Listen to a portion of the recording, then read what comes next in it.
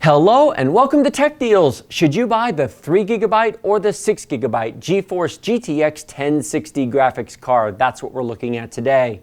Please note, if you are trying to decide which graphics card in general to buy, for example a 1060 versus an AMD RX 480, please check out my original reviews of these cards in the video description below. Those will be covered there.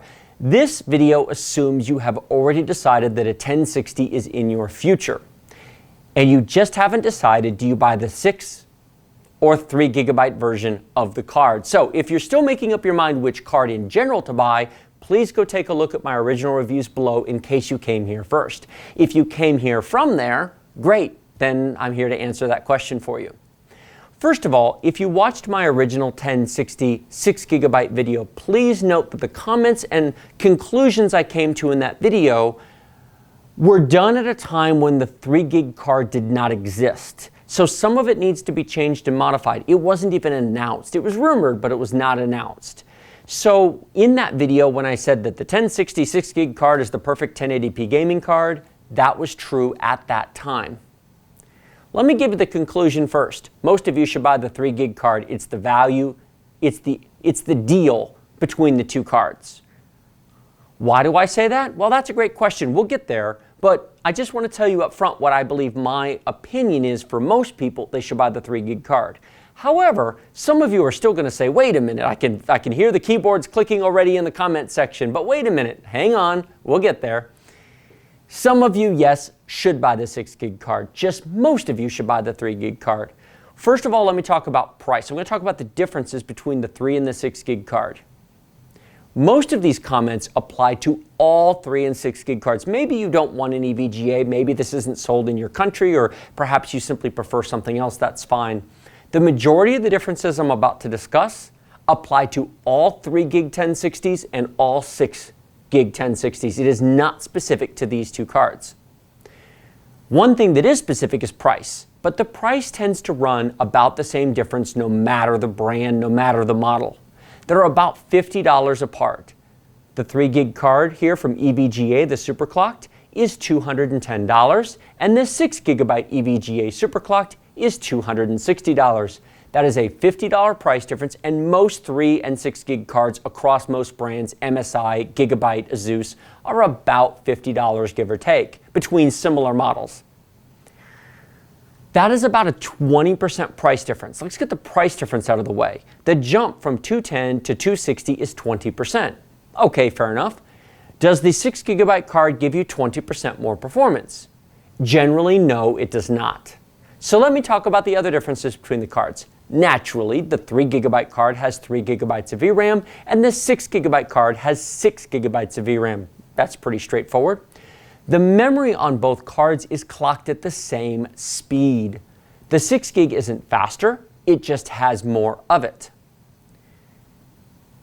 The chips, the processors on these cards, however, are not the same, and this is an important distinction. We'll talk more about the VRAM in a second, but the 3GB card has one of its 10 cores disabled.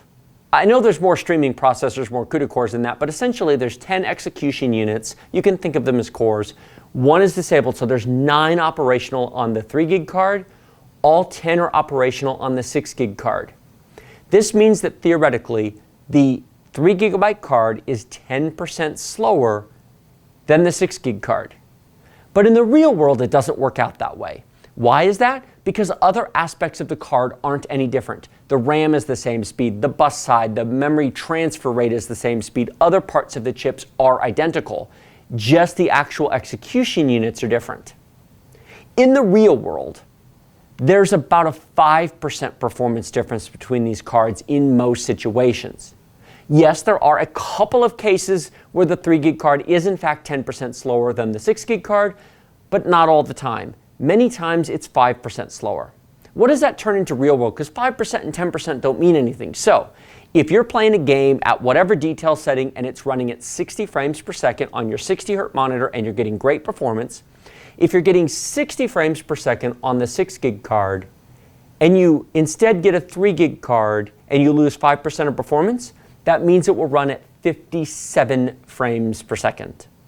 Do you honestly believe you can tell the difference between 60 frames a second and 57 frames per second? I doubt it. I couldn't. That is within the margin of error. Even if it's 10% difference, you're only talking about 60 versus 54. That's not a huge difference. And that's basically worst case scenario. Most of the time it'll be half that difference. The real world performance difference between these cards is not as much as you'd think. It really isn't. Because of the fact that parts of the card are the same and only that one part is different, it's fairly minor. So I personally am not overly worried about the loss of the execution units. It's more psychological than real. It's more if you know it's there, it bothers you, but if no one had told you, you would never notice the difference.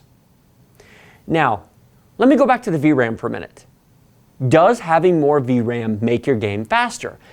Ignoring the VRAM issue, pretend they both have the same amount of video RAM. The 5 to 10% performance difference would be all there is between the cards, otherwise they'd be exactly the same. And for $50 difference, a 20% price jump, get the 3 gig card. But what about the VRAM? Does the 6 gig make it faster? Most of the time, no. More VRAM does not make a game faster unless the game uses more than 3 gigs of VRAM, unless it uses all that VRAM. There's 2 places a game can keep track of what's going on in the game. It stores triangle information, texture information, shadow, lighting, all the details that it takes to draw all the millions of pixels on your screen are generally stored in one of 2 places. The video memory on your card or your main system RAM in the computer. And yes, I'll talk in a minute more about why that's sitting over there. The video memory on the card is much faster, multiple times faster than the main system RAM in the computer. There is a noticeable, dramatic performance hit. If the card runs out of VRAM, your game doesn't crash, but what happens is the overflow has to hit your main system RAM, and performance can be cut in half. Now, knowing that, you may very well say, well, shoot, then I want the 6 gig card because I don't want half my performance to go away. Okay. At ultra detail settings, at Full HD or 1080p, how many games do you think in 2016 use more than 3 gigs of RAM? Let me help you out. None of them. At least I haven't found one. None. Zero. Zilch. At ultra detail, I don't know of a single game currently released in 2016 at 1080p resolution, that's an important distinction, that will use more than 3 gigs of RAM. Now let me give a qualifier because already again I can hear the keyboards going to the comment section. What about Mirror's Edge Catalyst and Hyper Detail? That's correct. Mirror's Edge Catalyst, which I've tested on my channel, I've done live benchmarks of that game. Ultra is not the highest detail setting in Mirror's Edge Catalyst. Hyper is. If you raise Mirror's Edge Catalyst at 1080p from Ultra to Hyper, it will use more than 3 gigs and the performance drops like a brick, like by half on the 3 gig card. So in that case, you would want the 6 gig card. So here's a question for all you Mirror's Edge Catalyst players. Can you actually really see the difference in visual quality between Ultra and Hyper? I've played it. I can't. Now maybe you can, maybe everybody's eyes are different, that is subjective. Play it at Ultra, it's fine. As far as I'm concerned, play it at Ultra and be happy with your saved $50. Speaking of the $50, if the $50 is no big deal, if that's just a steak dinner to you and you don't care, well then don't watch any more of this. Go buy the 6 gig card and be done with it and be happy. I mean, then you don't have to worry about it. But for most of us, and yes, that does include me, you've seen expensive stuff on my channel, but I'm on a budget most of the time. I have a few expensive things. Most of my computers are old. That's 5 years old, and I'm not upgrading it. I'll probably keep that another 5 years. Most of my computers I keep for a long time. Again, I'll talk about that more in a minute. So I try to budget my money and get the best bang for the buck. That's why my channel is called Tech Deals. I genuinely love a deal. If you've been watching my channel and seen my $4,000 Ultimate System build, that's an extravagance. That is by far an extravagance for everything that I do. And a lot of what goes in that machine is because I have a YouTube channel. I would not have it otherwise. In fact, I wouldn't be upgrading my current machine at home at all if I didn't have a YouTube channel. That's what's driving that computer, is the YouTube channel. Otherwise, my current machine, which is 3 years old, is just fine. I'd keep it to at least 5. Now, this is the value. Games. Back to texture, back to VRAM. As long as the game's textures, details, polygons fit within the VRAM, there is no performance difference between the 3 and the 6 gig card. All the extra 3 gigs of VRAM does is if the game wants to use more than 3 gigs, it lets it keep it on the card instead of going to main system memory. Now, having said that, what about future games? Some people may say, you may say, but I'm not buying a card for 2016 games. I want to buy this card and keep it for 3 years. Okay, let's talk about that. My Crystal Magic 8 Ball, which is not perfectly clear but is not totally cloudy either, says that 3 gigabytes of RAM will be enough for 1080p full HD gaming for the next 3 years at 60 frames a second at some level of detail. Now, what level of detail that is, I can't tell you because the crystal ball is not quite that clear, but I absolutely 100% without any doubts or reservations believe that you can play games at 1080p for the next 3 years on a 3 gigabyte VRAM card at 60 frames a second without a problem. And I realize that might sound like a bold statement. I might be going out on a limb. Let's ignore the technical issues for a minute. Let me make the business case. If you're wondering why I say that so affirmatively, it's the business case. Game companies are businesses. Well, okay, most of them are. There may be exceptions in a few hobby games and a few small indie games. Electronic Arts, Activision, etc., are in business to make money. They're large publicly traded corporations. Battlefield 1 is coming out in about 2 weeks. Battlefield 1 has fairly high recommended system requirements. I have no doubt Battlefield 1 will play great on that 5-year-old computer with a 2-year-old video card. It just won't do it at ultra detail. But it will play at 1080p just fine on a 5-year-old machine. Why is that? Because Electronic Arts wants to sell 50 million copies of Battlefield 1. If you go onto Steam, and you go onto Steam's hardware survey, because Steam is widely used by a majority of gamers, not all, but an awful lot of them. Steam has a monthly hardware survey where they look at the hardware of all the machines it's installed in.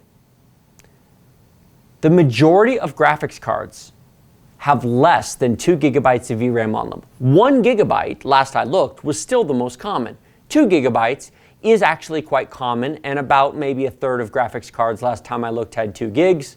But a majority of graphics cards have 2 gigabytes or less. Now, over time, that will change.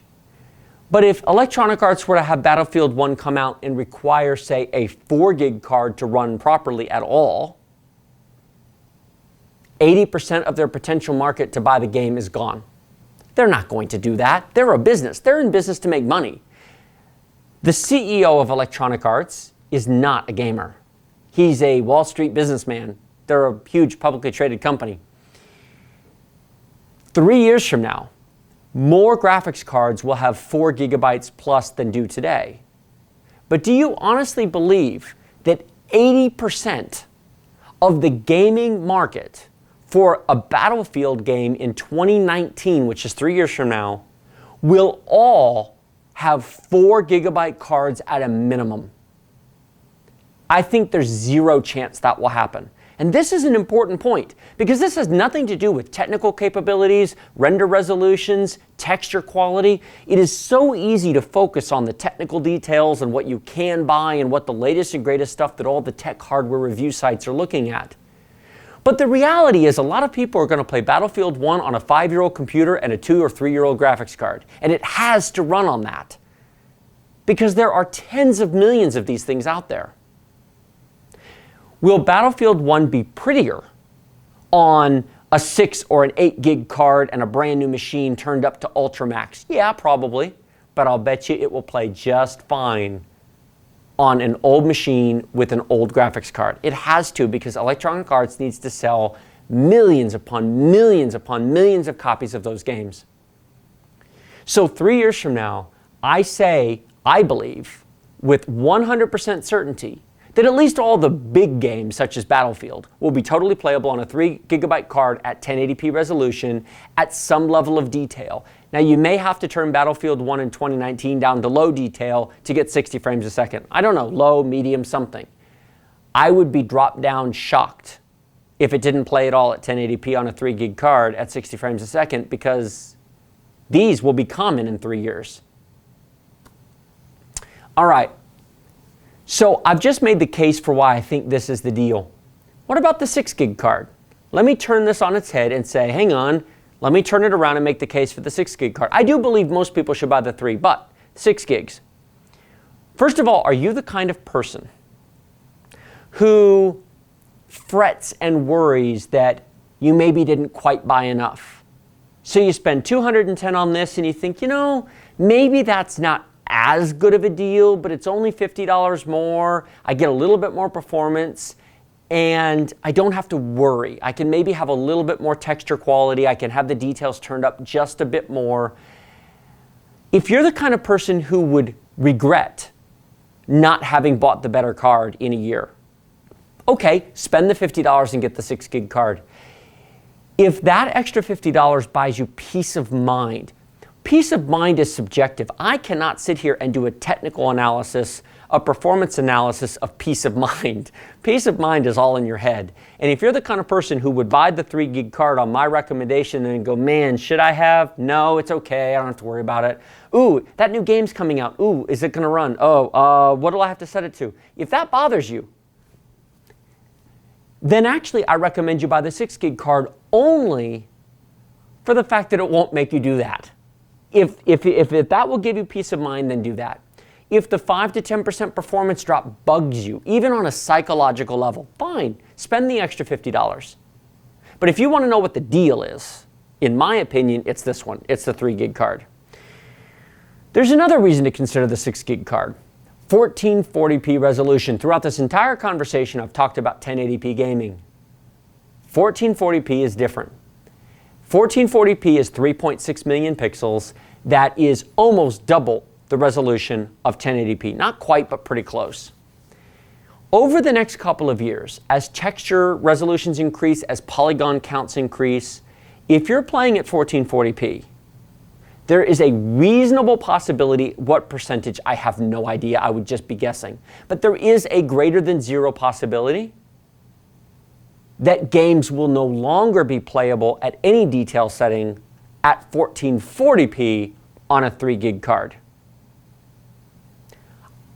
I don't know if that's going to be true, but I'm willing to accept that that is a possibility. At 1080p, I don't. I absolutely believe, because it's a business case. That's not a technical issue, that's a business issue.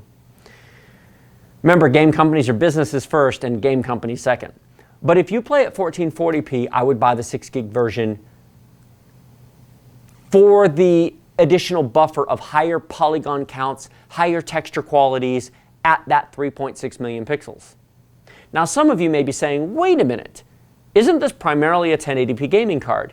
Yes, it is, except I have to admit to being pleasantly surprised at how well this performs at 1440p. I've got 2 gaming monitors at home that I currently use for my non-personal main machine. One is essentially a 1080p monitor. It's actually a 1200p because it's a 1610, but that's not important. The other is a 1440p monitor.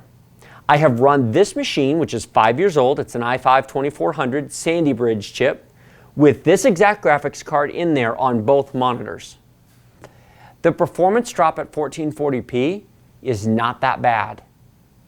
Now, the computer that is connected to the 1440p monitor normally has the GTX 970 in it. Performance-wise, the 1060 is faster than the 970, but not by tons. It's, maybe 10-20% faster than the 970, but the 970 has 3.5 gigs of full-speed VRAM and half a gig of slow extra VRAM. That's a complicated issue I don't want to get into. But this has 6 gigs of VRAM, but it has something else that's very important. It's faster VRAM. At higher resolutions, that makes a difference. I discovered that at 4K gaming when I went from a 980 Ti to a 1080. Performance numbers don't indicate it should be that much of an improvement. It was in smoothness. The minimum frame rate came up. It was worth the upgrade. Going from a 970, and by the way, that was a 970 super clocked EVGA card, to this, it was noticeable at 1440p, which surprised me. I didn't expect it to be noticeable because the 970 at 1080p and the 1060 at 1080p aren't. And that's something I want to do more videos of the future on my channel. If you've watched this far, and I hope you have, almost all the game performance videos I've done are 1080p. I've done very limited 1440p testing. At 1080p, a GTX 970 and a GTX 1060 are interchangeable. It's not that big. I don't notice it. But when I went to 1440p and I took the 970 and went to the 1060, I noticed it. It was a big enough difference that it surprised me. And I definitely want to do more of that type of video in the future on my channel, because at one resolution you go, well, it's no big deal, but another it is. And that is why for budget 1440p gaming, I actually now recommend the 1066 gigabyte card over the 1070, which if you've watched my original 1070 videos, and I've done a number of them, that was my 1440p go-to card. It still is if you want max ultra detail on everything. I have the EVGA 1070 for the Win Edition installed at home. I know I'm digressing from the memory from this at the moment, but I'm just going to include this for informational purposes because this leads into that machine and where future videos are going. Basically, at this point, you've got your answer. If you want the value option, you buy the 3 gig card. If the lack of VRAM, if it bothers you, if you keep your cards for 3+ years, if you want peace of mind, buy the 6 gig. If you're 1440p, definitely buy the 6 gig. But I've got the EVGA 1070 for the Win installed at home. That's actually currently in the i7 4790K machine. And it games at 1440p. And you can crank everything to the max ultra detail. Everything's silky smooth, 60 frames a second. It is gorgeous. But I tested this card in that machine. I took it out of here and I put it in there. The original benchmark numbers from the original videos I did on the 1070 were in that i7 4790, which is an overkill machine. That card doesn't belong in there. The i7 4790K, a $330 CPU and a $260 GPU don't go together. You should reverse those. Frankly, the 1060 should never be installed in anything more than an i5 if gaming is your primary purpose. If you have the budget for an i7, you should be on a 1070 as far as I'm concerned. But that's neither here nor there. I was so impressed by the 1440p performance of this card. That's why these recommendations are being adjusted after having time with them versus that's the challenge of an initial review is so many times you see tech review sites or YouTube channels, they do an initial overview, they run some benchmarks, they throw the numbers up, and then you never hear about the card again. Both of these cards in front of me are going to stay here long term. Both of them are going to be tested on future games, future machines, and against future cards that come out, because I think these are the value equation, but for different reasons. For pure value of performance, it's the 3 gig card, but 1440p or peace of mind future proofing, 6 gig. Either way, if you have between $210 and $260 to spend on a graphics card, it should be one of these two as far as I'm concerned. Out of everything else on the market, this is what I would buy. And this is coming from the fact that I own a lot of graphics cards. You've seen many of them on my channel. Brief mention about this machine. I mentioned before that this is an i5 2400. It's a Sandy Bridge chip. I have done 2 other videos on my channel regarding an i5 2400. In fact, I recently bought a Dell Optiplex i5 2400 and did a video about it, even though I already own this. Why? Well, this was being used for something else and I didn't want to take it down and use it for my videos, and I got a really good deal on that, so I bought it and used it for my channel, and I'll use it for something else in my office.